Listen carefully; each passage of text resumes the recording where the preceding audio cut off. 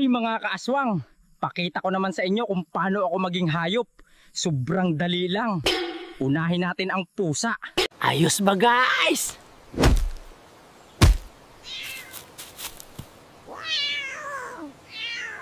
Maganda gamitin ang itim na pusa pang takas, maliit, tapos mabilis pa, tapos pa cute at ngiyaw-ngiyaw lang. Sigurado lusot ka.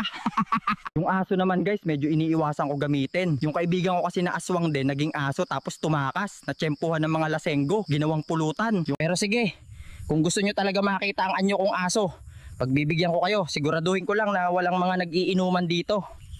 Aw, aw, aw! Itlog ng kalabaw! Oy! Putangina! Ano yun? Uy! Uy! Tama na! Aray ko guys, ang sakit. Rumekta sa puwerta. Wala ako nagawa. Pwede ba mahawa sa rabies pag ganun? Like, share, and subscribe na lang pambawi.